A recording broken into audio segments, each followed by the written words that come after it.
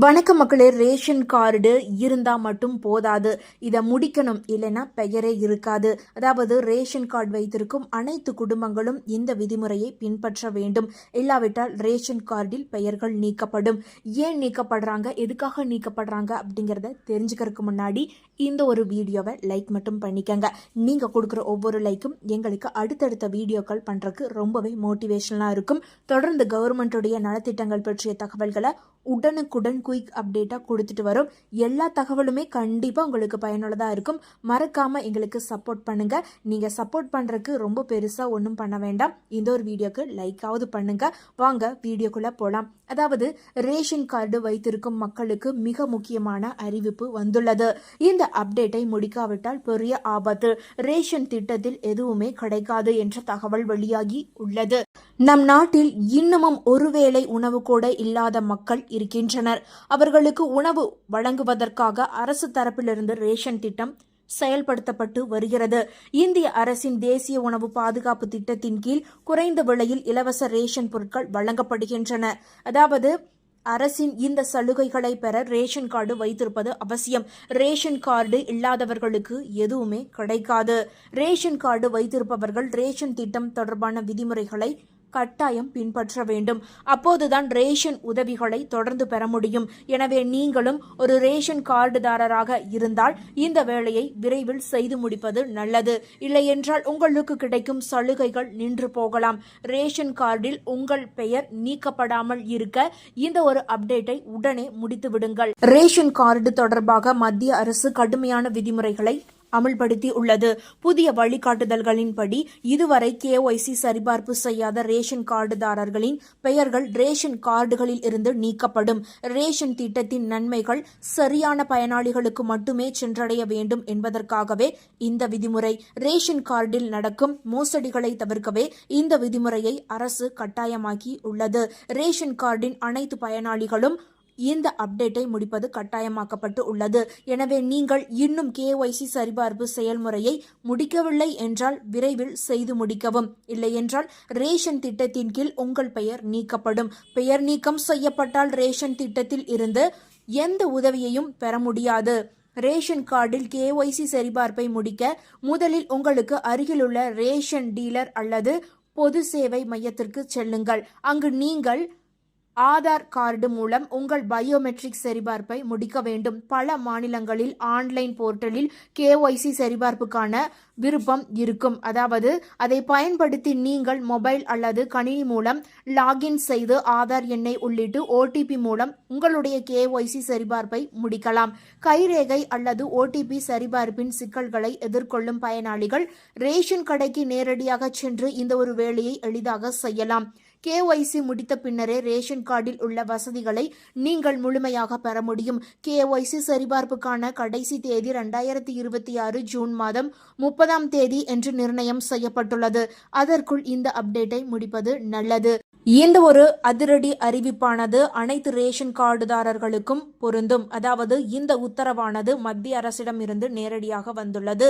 அதே போல அனைத்து ரேஷன் கார்டுதாரர்களுக்கும் இனிமேல் 2 கிலோ கோதுமை இலவசம் என்ற அதிரடியான அறிவிப்பு வெளியாகி இருக்கிறது. அதாவது தமிழகம், புதுச்சேரி என அனைத்து மாநிலங்களிலும் ரேஷன் பொருட்கள் மீதான அறிவிப்புகளை மாநில அரசுகள் தொடர்ந்து வெளியிட்டு வருகிறது. ரேஷன் கார்டு வைத்திருப்பவர்கள் அரிசி, கோதுமை, சர்க்கரை போன்ற அத்தியாவசிய பொருட்களை சந்தை விலையை விட குறைந்த விலையில் வாங்க முடியும். ரேஷன் திட்டம் குறிப்பாக பொருளாதாரத்தில் பின்தங்கிய குடும்பங்களுக்கு உணவுப் பொருட்களை வழங்குவதில் உதவும் வகையில் வடிவமைக்கப்பட்டு உள்ளது. தமிழகம், புதுச்சேரி என அனைத்து மாநிலங்களிலும் ரேஷன் பொருட்கள் மீதான அறிவிப்புகளை மாநில அரசுகள் வெளியிட்டு வருகிறது. புதுச்சேரி அரசு கடந்த மார்ச் மாதம் நடந்த பட்ஜெட் கூட்டத்தொடரில் முதலமைச்சர் ரங்கசாமி அனைத்து ரேஷன் கார்டுதாரர்களுக்கும் 2 கிலோ கோதுமை இலவசமாக வழங்கப்படும் என அறிவித்து இருந்தார். ஆனால் 4 மாதம் ஆகியும் இலவச கோதுமை வழங்கப்படவே இல்லை. இந்நிலையில் பாகூர் கிராமத்தில் பேருந்து நிலைய திறப்பு விழாவில் பேசிய அவர் இந்த மாதம் முதல் இலவச கோதுமை வழங்கப்படும் என்ற அறிவிப்பை வெளியிட்டு இருந்தார். மேலும் புதுச்சேரியில் அறிவித்த திட்டங்கள் அனைத்தையும் நிறைவேற்றி வருகின்றோம். பணத்திற்கு பதிலாக மக்கள் விருப்பப்படி இலவச அரிசி போடப்பட்டு வருகிறது. கோதுமை வழங்கப்படும் என்று முதல்வர் ரங்கசாமி தெரிவித்து இருந்தார். புதுச்சேரியில் குடிமைப் பொருள் வழங்கல் துறை சார்பில் வறுமை கோட்டிற்கு கீழ் வாழும் சிவப்பு அட்டைதாரர்களுக்கு தலா 20 கிலோ அரிசி, வறுமை கோட்டிற்கு மேல் வாழும் மஞ்சள் அட்டைதாரர்களுக்கு 10 கிலோ அரிசி வழங்கப்பட்டு வருகிறது. இலவச அரிசியுடன் கோதுமை வழங்கப்படும் என மார்ச் மாதம் நடந்த பட்ஜெட் கூட்டத்தொடரில் முதலமைச்சர் அறிவித்து இருந்தார். இந்த மாதம் நடைமுறைக்கு கொண்டுவரப்படுவதாகவும் அறிவிக்கப்பட்டு உள்ளது. அதாவது ரேஷன் கார்டில் பெயர் இல்லாதவர்கள் கூட விநியோக கடைக்கு சென்று பொருட்கள் வாங்கலாம். எப்படி என்பதை இப்போது தெரிந்து கொள்ளலாம். அதாவது ரேஷன் கடை என்பது நியாய விலை கடை என்றும் அழைக்கப்படுகிறது. இது அரசின் பொது விநியோக திட்டத்தின் ஒரு பகுதியாகும்.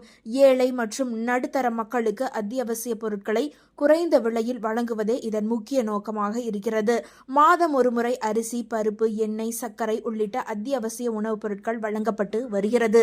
ரேஷன் கார்டில் பெயர் உள்ளவர்கள் மட்டுமே கைரேகை வைத்து நியாய விலை கடையில் பொருட்களை வாங்க முடியும் என்பதுதான் பலருக்கும் அறிந்தது. அதாவது பலருக்கும் தெரிந்தது. ஆனால் ரேஷன் கார்டில் பெயர் இல்லாதவர்கள் கூட விநியோக கடைக்கு சென்று பொருட்கள் வாங்கலாம். அதற்கு இணையதள போர்ட்டலில் வாங்குபவர்களின் விவரத்தை பயனாளர் பதிவு செய்ய வேண்டும். அதாவது TNPDS என்ற இணையதள முகவரியில் பயனாளர் நுழைவு பக்கத்தில் உள்ளே செல்லவும். அங்கு குடும்ப அட்டையில் பதிவு செய்யப்பட்டிருக்கும் 10 இலக்க மொபைல் எண்ணை உள்ளிடவும். பிறகு அந்த எண்ணிற்கு 6 இலக்க கடவுச்சொல் அனுப்பப்பட்டிருக்கும். அந்த கடவுச்சொல்லை கீழ் இருக்கும் பெட்டகத்தில் உள்ளிடவும். இப்போது பொது விநியோக திட்டத்திற்கான பல்வேறு சேவை வசதிகள் அதில் இருக்கும். அதில் பிரதிநிதி சேவையை தொட்டு உள்ளே செல்லவும். அதில் இதுவரை ஏதேனும் கோரிக்கை பெறப்பட்டிருந்தால் காண்பிக்கப்படும். இல்லையென்றால் இதுவரை எந்த கோரிக்கையும் பெறப்படவில்லை என்று இருக்கும். அதாவது புதிய நபரை சேர்க்க புதிய கோரிக்கை என்பதை கிளிக் செய்யவும். அதில் பிரதிநிதி சேவை கோரிக்கைக்கான தேவையான தகவல்களை நீங்கள் உள்ளிடவும். அதாவது முதலில் உங்களது பெயரை ஆங்கிலத்தில் உள்ளிடவும், பிறகு தமிழில் உள்ளிடவும், அடுத்து பாலினம், பிறந்த தேதி உள்ளிடவும். இவை அனைத்தும் ஆதார் கார்டில் இருப்பது போல இருக்க வேண்டும். அடுத்து பயனாளர்களுக்கு நீங்கள் என்ன உறவுமுறை என்பதை குறிப்பிட்டு உங்களது ஆதார் கார்டின் நகலை அதில் பதிவேற்றம் செய்ய வேண்டும். அதன் கீழ் இருக்கும் 3 கட்டங்களில் ஒவ்வொரு கட்டத்திற்கு தலா 4 எண் விகிதம் 3 கட்டத்தில் 12 இலக்க ஆதார் எண்ணை பதிவு செய்யவும். பின்னர் பதிவு செய் என்பதை கிளிக் செய்ய வேண்டும். இப்போது பதிவு வெற்றிகரமாக செய்யப்பட்டது என ஒரு குறிப்பு எண் காட்டப்படும். அதை ஸ்கிரீன்ஷாட் எடுத்து வைத்துக் கொள்ளவும். பதிவு செய்த ஓரிரு நாட்களில் உங்களது கோரிக்கை நிறைவேற்றப்படும். பிறகு நீங்கள் ரேஷன் கடையில் உங்கள் கைரேகை வைத்து பொருட்களை வாங்கிக் கொள்ளலாம். இந்த ஒரு தகவல் உங்களுக்கு பயனுள்ளதாக இருந்தால் மறக்காம இந்த வீடியோவை உங்களுடைய ஃப்ரெண்ட்ஸுக்கும் ஃபேமிலிக்கும் ஷேர் பண்ணி விட்டுருங்க. இது போன்ற பயனுள்ள தகவல்களை உடனுக்குடன் தெரிந்து கொள்ள நம்மளுடைய குட்டி இன்ஃபோ சேனலை மறக்காம சப்ஸ்கிரைப் பண்ணி பக்கத்தில் இருக்க குட்டி பெல் ஐகானை கிளிக் பண்ணி வச்சுக்கோங்க. நன்றி.